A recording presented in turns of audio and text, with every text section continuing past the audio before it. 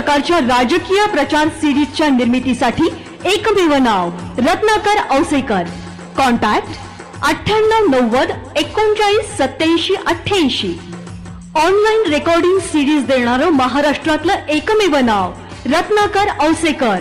51 आवाजांचा बादशाह रत्नाकर औसेकर.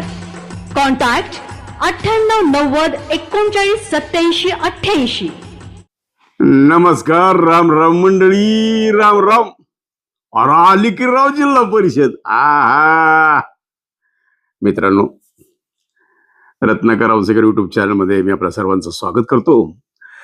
आणि आपण आजचा विषय घेतलेला आहे, कोण जिंकणार हे माहित आहे, पण कोण हरणार जिल्हा परिषद. निश्चितच आपला व्हिडिओ लोकांना आवडतोय, कारण जे तुमच्या मनात ते माझ्या ओठात, जी सर्वसामान्य जनता बोलू शकत नाही, कोण वैठवा, कोण तोफेच्या तोंडीचा, कोण ह्या राजकीय नेत्यांच्या शिव्या खावा, म्हणून कोणीही काही बोलत नाही. फक्त आमच्यासारखी वाचाळ वस्ती आणि वाचाळ वीर तेवढे बोलतात आणि बदनाम होतात. फक्त कुणासाठी, तर माझ्या सर्वसामान्य जनतेसाठी. मित्रांनो, लातूरची महानगरपालिका जिंकून देण्यामध्ये, अमित देशमुखांना जिंकून देण्यामध्ये सर्वात मोठं श्रेय जर कोणाचं असेल, मी थोडं स्पष्ट बोलतो, मुस्लिम मतदारांचं आहे. मी पूर्वीपासून सांगतोय की अमित देशमुखांचा विजय हा मुस्लिम दुबार मतदारामुळे झालेला आहे. आता हा मुस्लिम दुबार मतदाराचा बेस ग्रामीण मध्ये नाहीये, हे लक्षात ठेवा.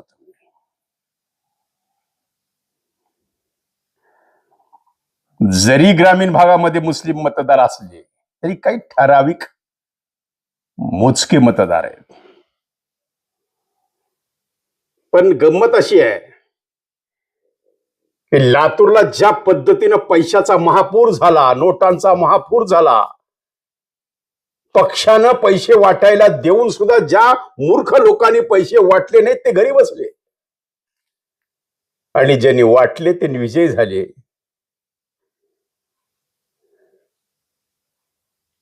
ज्यांनी नाही वाटले त्यांनी आपले संसार थाटले.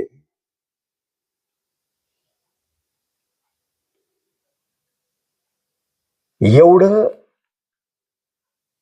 पैशाच्या हव्यासानं बरबटलेली निवडणूक मी माझ्या 40 वर्षाच्या इतिहासामध्ये सर्वप्रथम पाहतोय की दाम घरी काम.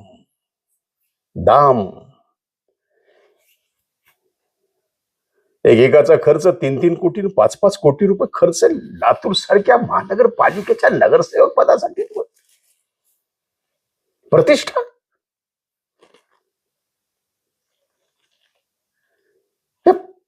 आता अनेकांनी आनंद उत्सव केला नाही, कारण त्यांना काळजी पडली की आता गेलेला पैसा बाहेर निघतो का नाही. पैसा तर गेलाय. 5-5 हजार मतांचा भाव काढला. कित्येकाचे कोट्यवधीच्या घरात खर्च आहेत. कित्येकाच्या घरात शोक व्यक्त केला चाललाय. कोणीच कोणाला काही बोलत नाही, जेवत नाही, नुसते रडतात एकमेकाकडे बघून, कारण कोट्यवधी रुपये गेलेले आहेत, श्रम वाया गेलेले आहेत. एवढी नगरसेवक पदाची निवडणूक ही लातूरची एवढी रंगेल हे असं आम्हाला कधीच वाटलं नव्हतं. ते झालेलं. बरं झालं, गेलं, गंगेला मिळालं. एक गोष्ट लक्षात घ्या, मी पहिल्या सुरू बोललेलो आहे की इकडे 1 तिकडे 12 वाजले 3-13. एकट्या अमित देशमुखला 12 लोकांनी टक्कर दिलेली आहे. पण हे 12 लोक जंग पछाडून सुद्धा अमित देशमुख सगळ्यावर मात करून विजयी झालेले आहेत. मग ती कोणतीही रणनीती असो, पहा, प्रेमात आणि रणांगणात, युद्धात सर्व काही माफ आहे. कितीही चुका करा, माफ आहे. कारण हे युद्ध आहे, युद्ध जिंकायचं आहे. हे ध्येय डोळ्यासमोर ठेवून ज्या पद्धतीनं अमित देशमुख एकाकी लढलेले आहेत, या सर्व 12 राजकीय नेत्यांच्या विरोधात एकटा, नक्कीच कौतुकास्पद गोष्ट आहे. आणि याची दखल मला पूर्णपणे खात्री आहे की दिल्लीची काँग्रेसची श्रेष्ठी सुद्धा घेईल आणि लवकरच अमित देशमुखांच्या गळ्यामध्ये एक मोठी जबाबदारी टाकलीच आहे. पण प्रश्न असा आहे की अमित देशमुखच काँग्रेसमध्ये राहतात का नाही, ही मला शंका आहे. कारण केंद्रात सरकार भाजपच आहे, राज्यात सरकार भाजपच आहे, विकासाचा निधी भाजपच्या ताट आहे आणि अमित देशमुखांचं ताट रिकामं आहे आता सध्या. त्यांना विकासाचा पहिला घास पाहिजे लातूरला, तर त्यांना भाजपकडंच जावं लागणार आहे. त्यांना मोदींच्या मंत्रिमंडळात त्या लोकांकडेच जाऊन फाईल दाखल करायला लागणार आहे. त्यांना देवाभाऊच्या दारातच जावं लागणार आहे. देवेंद्र फडणवीसाकडंच जाऊन निधी मागावा लागणार आहे. एक काळ असा होता, विलासरावजी मुख्यमंत्री असताना अमित देशमुख वरळीवर बसून विकासाचा निधी वाटप करायचे, कारण ते विलासरावांचे सुपुत्र होते. विलासरावांकडे भेटायला गेले की विलासरावजी सांगायचे की अमितला भेटा. मग अमितला भेटण्यामागचं काय गुपित आहे? कदाचित या भेटण्याच्या रांगेमध्ये देवेंद्रजी सुद्धा असू शकतात, असा एक माझा अंदाज आहे. तुम्ही म्हणता औसेकरला एवढं डिटेल कसं माहिती आहे? हो, मला सगळं माहिती आहे. कारण कित्येक वेळा विलासरावजींनी देवेंद्रजीला सुद्धा मदत केलेली आहे. काही इतिहास आहे, तर पुसता येणार नाही. कित्येक वेळा गोपीनाथराव मुंडेंना विलासरावजींनी विजयामध्ये मदत केलेली आहे. विलासरावजी एक असं व्यक्तिमत्व होतं की सर्व धर्म समभाव, सर्व पार्टी समभाव होतं. म्हणजे प्रत्येक पार्टीतला लोक विलासरावजी प्रेम करायचा. त्यामुळे विलासरावजी मुख्यमंत्री होऊ शकले. आणि मिनी मुख्यमंत्री होते अमित देशमुख. त्यावेळेस अमित देशमुखांचं अगदी नुकतीच राजकारणातली एंट्री होती. आणि कसं असतंय, आता काही लोक अमित देशमुखावर टीका करतात की ते आपापल्याच रुबाबात राहतात, त्यांचाच थाट आहे. का राहू नये? अरे तुमच्या आमच्याकडे काही नाही तर आपण थाट करतो. त्याच्याकडे तर सोन्याचा चमचा हेलिकॉप्टरमध्ये फिरणार. त्यांना का अभिमान असू नये, त्यांना का थाट असू नये? असायलाच पाहिजे, का नाही असायला पाहिजे? पण आता अमित देशमुख साहेब, लातूर महानगरपालिका तुम्ही जिंकली, पण जिल्हा परिषद जिंकणं एवढं सोपं नाहीये. ज्या पद्धतीनं लातूरचा दुबार मतदार तुम्हाला घेता आला जवळ, कशा पद्धतीने घेतला सगळ्या जगाला माहिती, बी काही सांगायची गरज नाहीये. तसा पद्धतीनं तुम्हाला मतदार ग्रामीणचा घेता येणार नाही.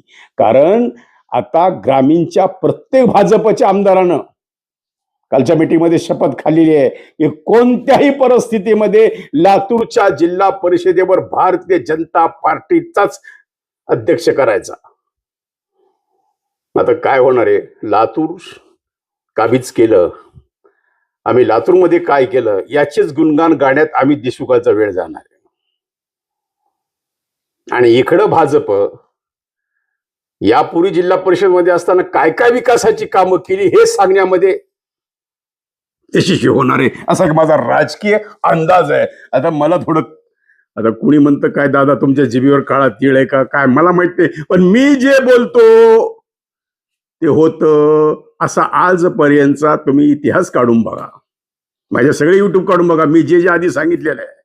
आता सुद्धा मी सांगतोय, एवढी सोपी ही निवडणूक अमित देशमुखांना नाही आहे. कारण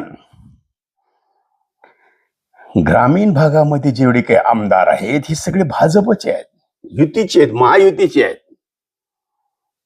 एवढ्या सगळ्यांना टक्कर देऊन तिथं काँग्रेसचा उमेदवार निवडून आणण्याची लकब ही फक्त लातूरच्या आसपास असू शकते अमित देशमुखांची, पण इतर जिल्ह्यातल्या इतर तालुक्यामध्ये त्यांचा कितपत प्रभाव पडेल?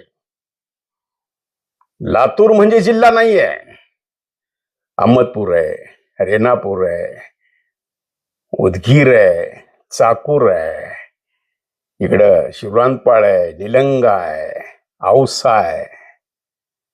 हे सगळीकडे तुमचा प्रभाव पडला पाहिजे. आणि या सगळीकडे प्रभाव पाडण्यात अमित देशमुख कितपत यशस्वी होतात. कारण आता शेवटी कसं आहे, सध्या हवेत आहेत, गुलाल लागलेला आहे, न भूतो न भविष्यतो असं यश मिळालेलं आहे. पराभवाचं तोंड बघितल्यानंतर विधानसभेत जी नाराजी झाली, धीरज देशमुखांचा पराभव जिव्हारी लागलेला आहे देशमुखांच्या. अजूनही धीरज देशमुख त्याच्यातून बाहेर आलीत का नाही मला थोडी शंका आहे.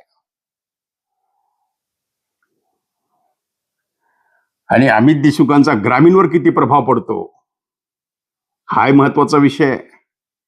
त्यामुळे अमित देशमुख जिल्हा परिषद निवडणुकी जिंकतील का ही शंका मनामध्ये आहे. हा, लातूरच्या आसपासची काही गावं ते काबीज करू शकतात. लातूरच्यात येणाऱ्या जिल्हा परिषद सर्कलमध्ये जेवढे काही 2-4 मतगट आहेत, काही 4 गट आहेत, 2 गट आहेत, तेवढे काबीज होऊ शकेल ते सुद्धा मुश्किलीनं. कारण या जिल्हा परिषदेमध्ये यापूर्वी या भाजपने एवढं प्रचंड काम केलेलं आहे. या जिल्हा परिषदेमध्ये एवढं काही प्रचंड विकासाचं काम, विकासाचा निधी, गावोगावी स्वच्छता अभियान, एवढं काही प्रचंड विश्वासानं काम झालेलं आहे. त्यामुळे त्याला कुठेतरी आता याचा फायदा भाजपला घेता येईल. आणि आता प्रभारी संभाजीरावच राहतात का प्रभारी बदलतात? बहुतेक मला वाटतं आता प्रभारी बदलणार नाहीत. कारण आता फक्त सूत्र कोणाच्या हातात द्यायची निवडणुकीची याचा विचार भाजप करते. कारण आता रवींद्र चव्हाण तर इथं सभेला आणलं की पुन्हा जिल्हा परिषद अमित देशमुखांच्या ताब्यात जाईल का काय, अशी चेष्टेत लोक बोलायला लागले. पण ते काही खरं नाही आहे. त्यामुळं फक्त एवढी गोष्ट खरी आहे की भारतीय जनता पार्टीचं जे बुरुज ढासाळलेलं आहे लातूरमध्ये, त्याची डागडुगी करण्यासाठी आता भाजपचे हे सगळं महायुतीचे 12 लोक, म्हणून मी म्हणतो इकडं 12 वाजले 3-13, हे फक्त ह्यांच्या महानगरपालिकेत अंतर्गत कुरुबुरीमुळं. कारण इकडे सुनील गायकवाड म्हणतो माझ्या घरात 2 तिकीट पाहिजेत, भाषा पटेल म्हणतो माझ्या घरात तिकीट पाहिजे, अभिमन्यू म्हणतो माझ्या कार्यकर्त्याला तिकीट पाहिजे, अर्चनाताई म्हणतात माझ्या कार्यकर्त्याला तिकीट पाहिजे, अजित कवेकर म्हणतात की माझ्या कार्यकर्त्यांनी काय करावं. व प्रत्येकाला आपापला स्वार्थ, आपापली माणसं निवडून आणण्याच्या पायात हे सगळंच गेलेलं आहे. जर हे भांडले नसते, जर ह्यांच्यात युती असली असती, यांच्यात खरी महायुती असली असती, खरी यांच्यात म्हणजे एकजूट, एक संघ जर पद्धतीनं या भाजपनं जर काम केलं असतं, तर आज इथल्या लातूरच्या महानगरपालिकेवर भारतीय जनता पार्टीचा महापौर असला असता. फक्त अंतर्गत लाथाळ्या, राजकीय देश,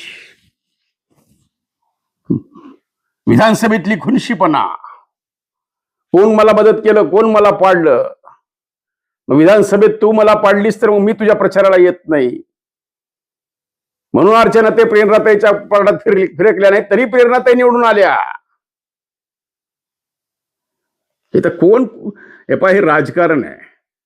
चलती का नाम महात्मा गांधी. इथं पुन्हा तुम्हाला कोण विचारत नाही, लक्षात ठेवा. हे राजकारण मी इतक्या जवळून पाहिलेलं आहे की राजकारणाला मी गटारगंगा का म्हणतो याचं एकमेव कारण इथं विश्वासार्हतेला बिलकुल वाव नाही. इथं सगळं निसंग राहावं लागतं. काय असंघाशी संघ असं असलेलं हे राजकारण आहे. आणि म्हणून आता लातूरच्या राजकारणामध्ये मला एकंदर जो काल अंदाज आलेला आहे की जिल्हा परिषद काँग्रेस हरणार. का? मी काँग्रेसचं मनोधैर्य खचत नाहीये, पण काँग्रेसला सावधानतेचा इशारा देतोय की आता भाजप सावध झालेली आहे. ज्या पद्धतीनं धीरज देशमुखांचा पराभव झाला म्हणून देशमुख सावध झाले, अख्खा परिवार बाहेर पडला. आता महानगरपालिकेला सुद्धा अख्ख्या देशमुख परिवाराला बाहेर पडावं लागलं. दिलीपराव सहित कुटुंबासहित सगळे बाहेर पडले. चला अब नाही तो कभी नाही. कारण ही जर महानगरपालिका अमित देशमुखांच्या ताब्यातून गेली असती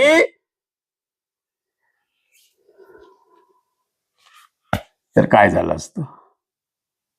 त्यांना काही फरक पडला नसता. ते मुंबईमध्ये व्यापाऱ्यांच्या मीटिंग करत बसले असते. पण लातूरला ज्या पद्धतीनं दिशा पाहिजे ती काय झालं असतं.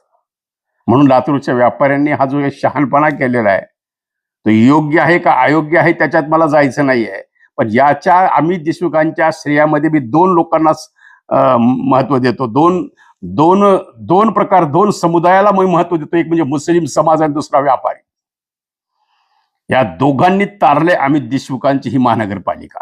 आता फक्त इथल्या नगरसेवकांना एवढं सांगणं आहे की देशमुखांच्या नावाला बट्टा लागेल, अमित देशमुखांचं नाव बदनाम होईल, विलासरावजींच्या नावाला कुठेतरी तळा जाईल, असं कुणी कोणत्या नगरसेवकानं मस्तीत येऊन वागू नये.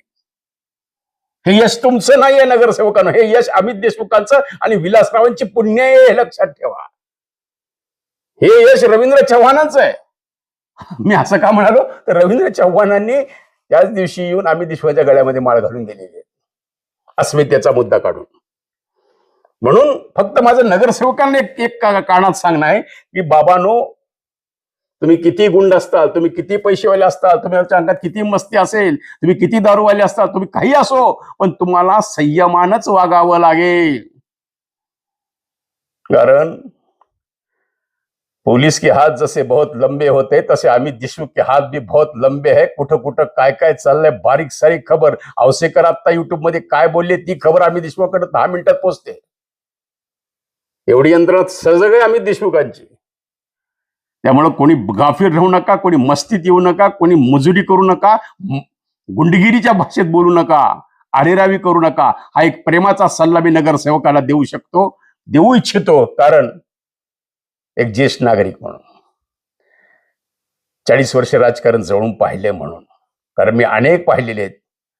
याद रख सिकंदर के हौसले तो आली थे, जब गया था दुनिया से दोनों हाथ खाली थे. अरे जग जिंकायला निघालेला सिकंदरला सुद्धा सांगून ठेवते की भाई मरने के बाद मेरे कफन के बाहर मेरे दोनों हाथ खुले रखो ताकि दुनिया देखे, देखो मैं खाली हाथ आया हूं, मैं खाली हाथ जा रहा हूं. अरे कोणी काही लिहिणार, फक्त एक लक्षात ठेवा, तुम्ही चांगलं काम वार्डामध्ये करताल तर तुमचं नाव घेतलं जाईल, तुमचे फोटो लागतील, तुमचं नाव लागेल. पण तुम्ही जर एखादं दूषित काम करताल, तुम्ही जर एखाद्याच्या मनाला तडा देताल तर त्याची जखम झाल्याशिवाय राहणार नाही. मस्तीत येऊ नका. नेत्यांना सुद्धा सांगणे आणि कार्यकर्त्यांना सुद्धा सांगणे. हे झाला एक सावधानतेचा इशारा. आता दुसरी गोष्ट, आपला जो विषय होता, मी भरकटत नाही विषय, की लातूरची जिल्हा परिषद कोण जिंकणार.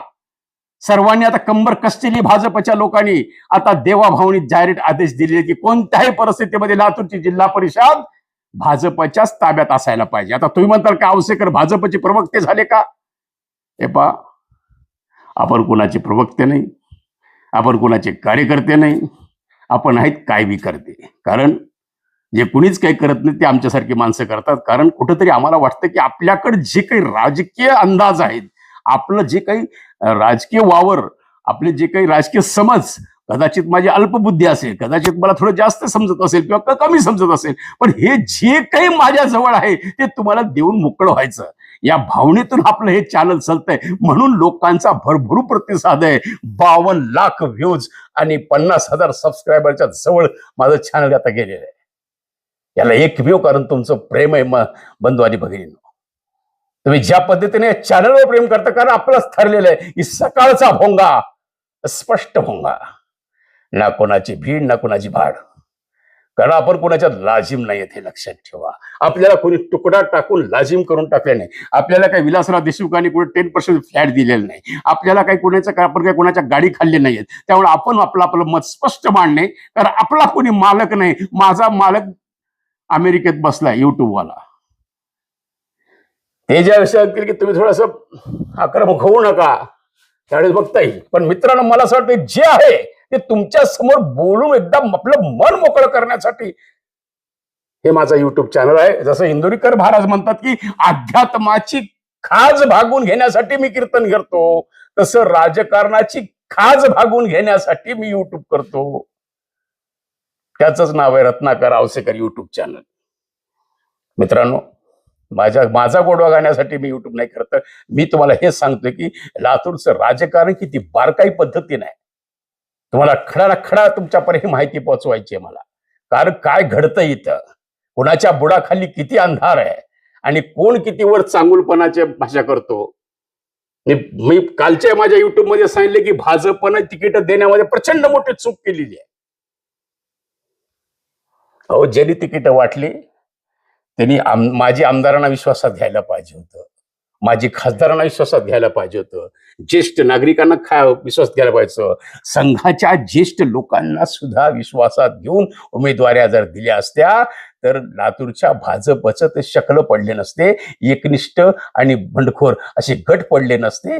आणि मी 100% सांगतो, एकनिष्ठाचा फटका आम्ही आपल्या भारतीय जनता पार्टीला बसलेला आहे आणि त्याचा फायदा अमित देशमुखांना झालेला आहे. बरोबर त्यांनी त्याचा फायदा उचललेला आहे. मतांची विभागणी झालेली आहे. कित्येक ठिकाणी मतांच्या विभागणीमुळे सुद्धा अनेक नगरसेवकांना पराभव पत्करावा लागलेला आहे. हे लातूरचं राजकारण आहे. म्हणून मी म्हणतो, सकाळी लातूर, दुपारी फितूर, संध्याकाळी मोतूर. मोतूर म्हणजे लग्न.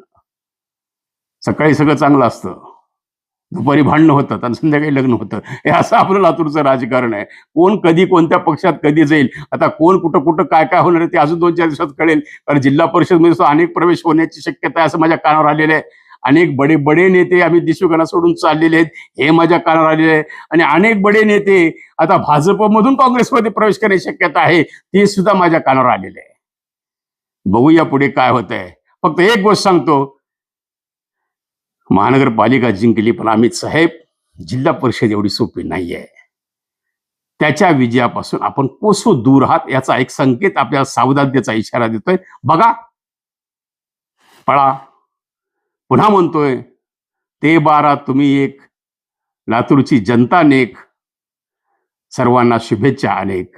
धन्यवाद. भेटू उद्या पुन्हा नवीन सकाळचा भोंगा, रत्नाकर औसेकरचा सकाळचा भोंगा युट्यूब चॅनल पाहत राहा आणि भरभरून आशीर्वाद द्या. नसतं केलं तर सरप्राईज करा, बेल आयकॉन दाबा, शेअर करा. आपल्या चॅनलला भरभरून आशीर्वाद द्या. भेटूया पुन्हा एकदा नवीन विषयासह उद्याच्या सकाळच्या भोंग्यामध्ये. धन्यवाद.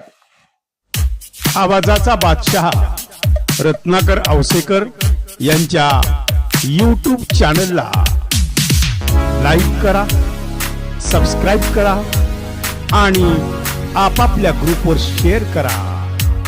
चला, आपल्या मोबाईलवर सर्वप्रथम आमचा कार्यक्रम मिळवण्यासाठी सहकार्य करा.